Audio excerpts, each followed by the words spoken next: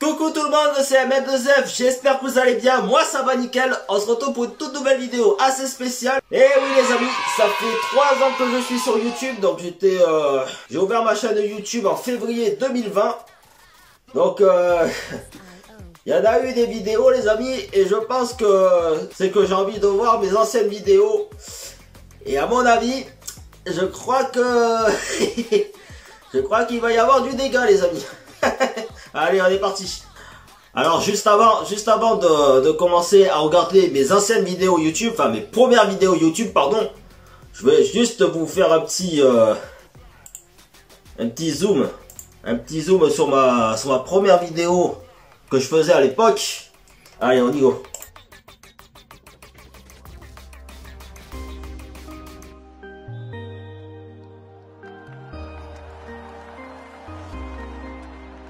Oh putain, le vieux logo de merde.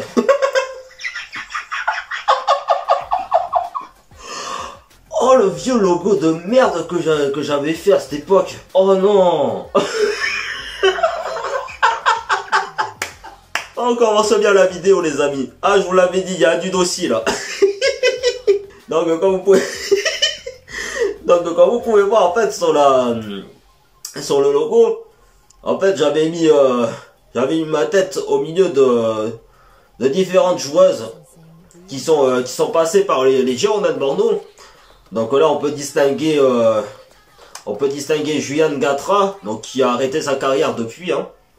Chloé Moustaki qui continue à jouer, Chloé Zubieta qui est en D2 féminine au club de Saint-Malo. D'ailleurs je lui fais un petit coucou. Sabrina Barbet qui est actuellement gravement blessée au ligament croisé, mais qui joue au football club de Gravina, à qui je fais un petit coucou aussi. Sarah Cambo, donc qui joue à Landa dans Guingamp à l'heure actuelle. Chloé Borne à Rodez. Et Félicita Midouche, je crois qu'elle joue encore au foot, mais elle est non, c'est italienne, pardon. Mais voilà, grand coucou à toutes ces joueuses, hein, bien entendu.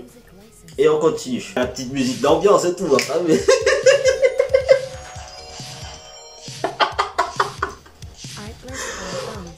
Oh putain, le concept pourri que j'avais à l'époque, enculé.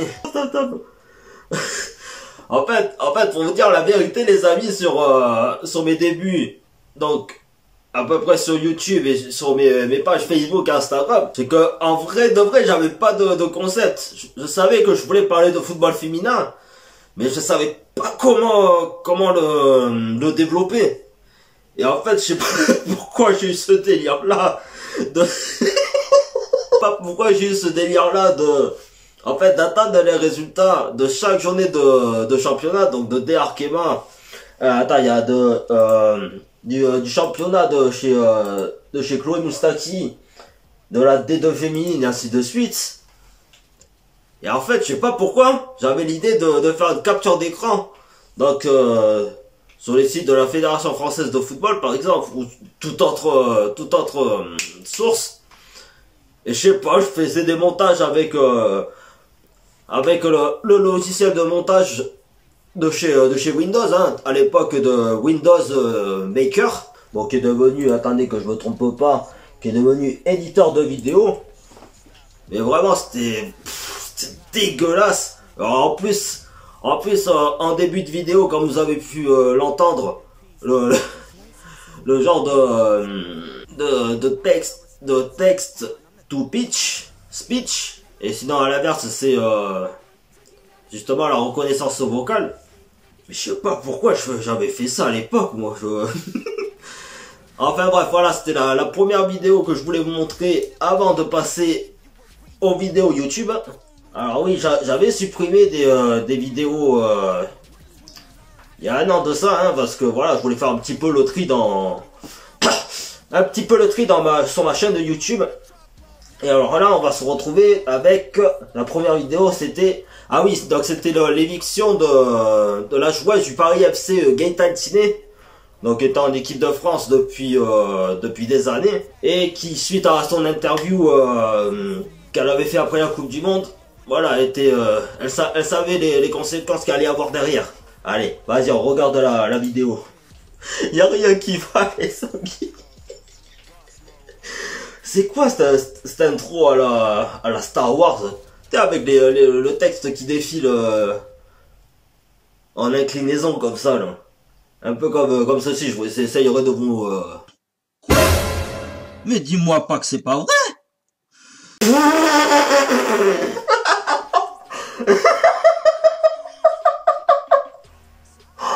Oh non. Oh non, ah ouais, j'avais carrément dit la référence de Jamel Debbouze dans la série. mais dis-moi pas que c'est pas vrai. Oh non. Oh, le vieux effet de merde. Alors l'effet qui dure 100 ans donc si. Allez, encore une motion design.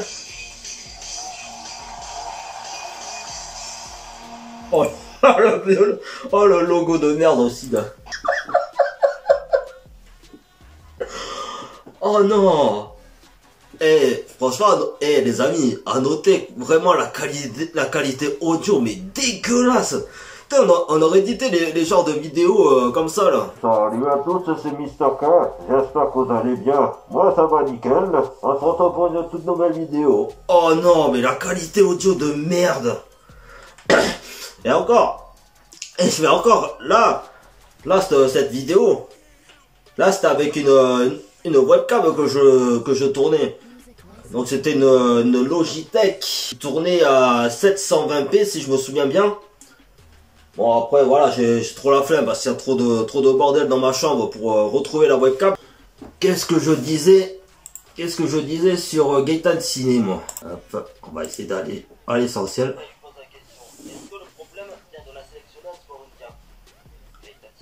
À noter aussi le surlignement dégueulasse que je faisais avec Paint.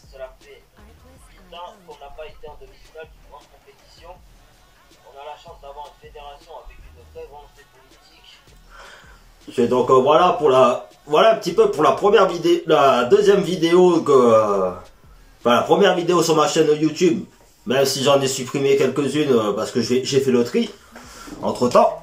Je sais pas, en fait j'aimais bien réagir sur différentes actualités du football féminin.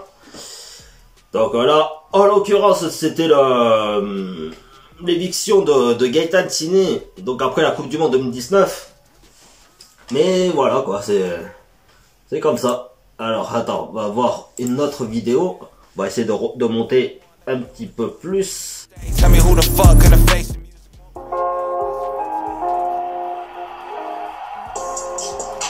Toujours avec la petite musique qui va bien là. Salut à tous, c'est Mister K, j'espère que vous allez bien. Moi ça va nickel. On se retrouve pour un tout nouveau débat. Là quand même, il y avait quand même un petit... là quand même il y avait un petit effort pour le traitement de l'audio quand même hein. Ah ça n'a rien à voir avec la première vidéo que je vous ai montré sur l'éviction de Gaëtan Ciné. Ah ouais, là Débriefing pour le match du jour qui opposait l'En Avant Guingamp à l'ASJ. Ah ouais putain, par contre juste faire un petit point sur la miniature. Après c'est vrai que je ne connaissais pas Adobe Illustrator que j'utilise aujourd'hui, plus le site Place It, donc comme pour les miniatures comme ceci hein, que vous voyez à l'écran. Donc c'est vrai que ouais, j'ai essayé d'être un petit peu débrouillard hein, on va pas se mentir, mais c'est vrai que ça fait c'est vrai que ça fait un choc en fait de revoir ces miniatures totalement DIY. Donc avec les photos professionnelles des joueuses de foot. Là j'avais fait un petit une sorte de pêle-mêle de la tête de Louis Fleury et de Roman Munich. Mon Dieu.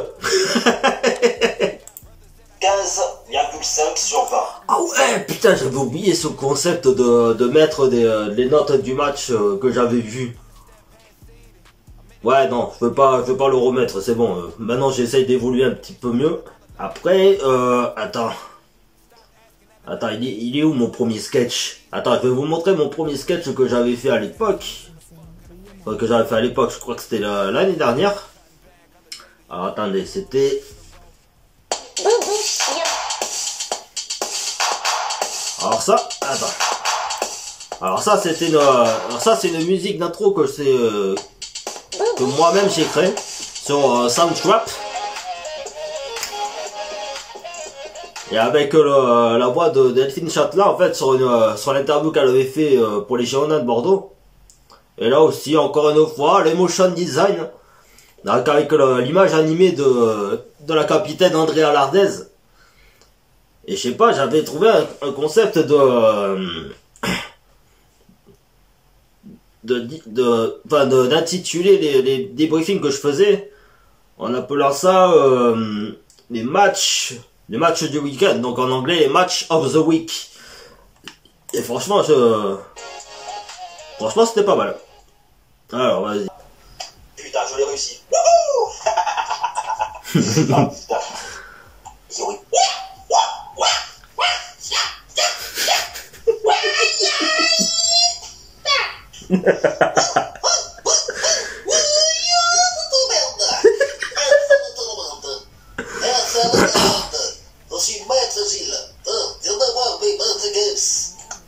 Alors en fait, pour la petite histoire de ce sketch, donc c'est en fait c'était suite justement au match contre Montpellier. Donc c'était en 2021, enfin 2021-2022, l'année où la section féminine était qualifiée en Ligue des Champions. Et justement face à cette équipe de Montpellier, il y avait eu une situation où il y avait un choc entre l'ancienne bordelaise Vanessa Gilles et une Montpelliéraine, je me rappelle plus qui c'était, mais voilà. Donc c'était un choc tête aux têtes. Et forcément, donc Vanessa Gilles portait un bandage sur la tête. Et je sais pas pourquoi. En fait, je sais pas pourquoi. J'ai eu l'idée de faire un personnage aussi con, finalement, parce que franchement, je regarde, mais je me dis, mais c'est totalement débile ce que j'ai fait. Mais et en fait, j'ai imaginé le personnage mi-canadien, puisque Vanessa Gilles est franco-canadienne. Mi-canadienne, mi-chinois en fait. Donc ça faisait un petit peu comme ceci là. Attendez, je vais vous mettre un petit extrait, un peu la vidéo.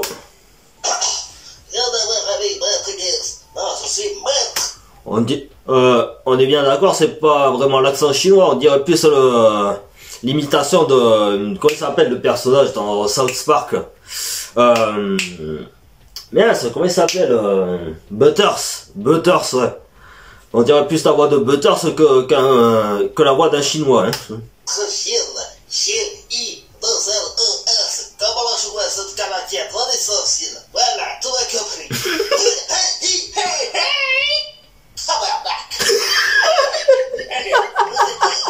Pour ces sketchs, ça va vous apprendre à casser une brique. Oui, et les briques de chez... Oui, deux briques, vous avez compris, hein, j'allais pas prendre...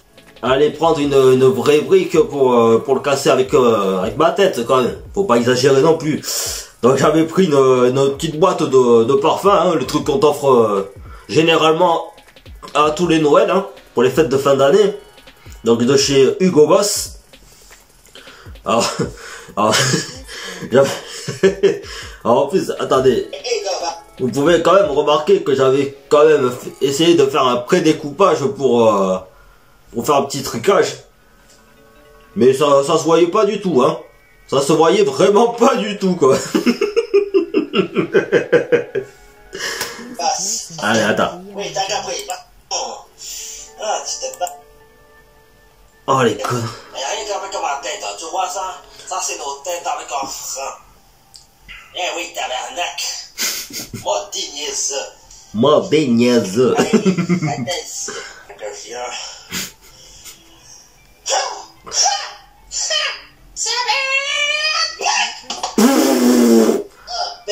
J'ai totalement raté en fait, hein. Enfin bref, franchement là c'était... J'avoue, je suis un peu ridicule sur ce sketch, mais bon, voilà, c'est comme ça, hein, j'essaye de me démarquer un petit peu des autres. Alors attendez, on va voir quand même le premier vlog que j'avais fait, donc contre Saint-Etienne.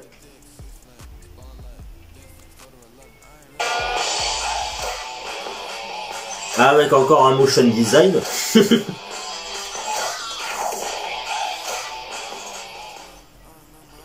Salut à tous, c'est Kevin, j'espère que vous allez bien.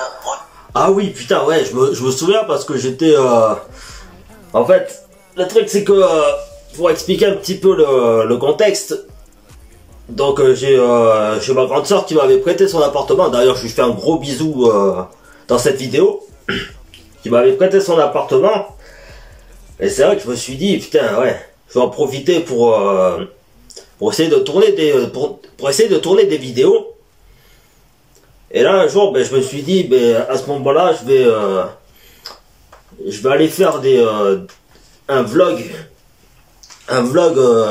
en direction du stade de Saint-Germain contre les Stéphanoises. Donc à l'époque aussi de Manon Ifren, de Chloé Borne, de Audrey Chaumetz.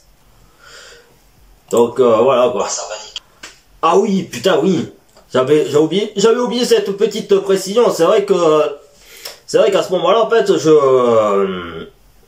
depuis tout ce temps-là, donc à cause de la Covid-19, bon forcément il y avait les matchs à huis clos, et encore voilà. Et c'est vrai que à ce moment-là, donc du match contre Saint-Etienne, c'était la première fois que je remettais un pied au stade. Donc au stade de Saint-Germain. Donc le dernier en plus c'était contre l'Olympique Lyonnais en 2019. C'est vrai que ce match ça a été une vraie claque. Là sur le score de 7-1. Ah oui. Ah oui, l'effet feu d'artifice que j'aimais bien mettre. Ah ouais, putain, c'est vrai que j'étais de ce côté-là. Maintenant, en fait, je suis plus... en fait, il y a la tribune comme ça. Et en fait, il y a la grande tribune comme ça. Et en fait, je vais toujours dans les tribunes du fond, quoi. Et c'est vrai que là, j'étais... je sais pas... C'est la première fois que je remettais les pieds dans le stade, donc forcément je m'étais mis un peu au pif.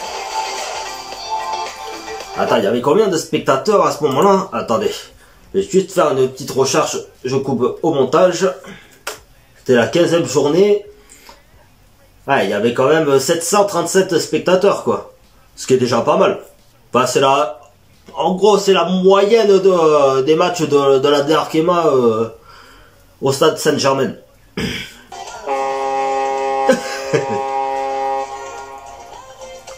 Ah ouais.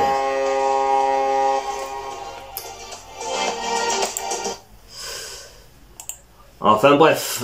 Alors attends, on va essayer de se regarder une dernière vidéo avant d'arrêter la vidéo que je tourne. Alors attends. On va faire la réaction sur le film de Florian ici, que le défi de Noël, que j'ai fait justement avant les fêtes de fin d'année. Allez, on est parti. C'est un petit bonus, hein. Allez. Eh bien, bonjour à tous, j'espère que vous allez bien. Moi, ça va nickel. On se retrouve pour une toute nouvelle vidéo hors débrief. Ah oui, je sais qu'il n'y a pas de match de DRKMA pour cette fin d'année 2022. À noter quand même que, voilà, maintenant, voilà, je suis habitué à faire des vidéos sur ma chaîne YouTube.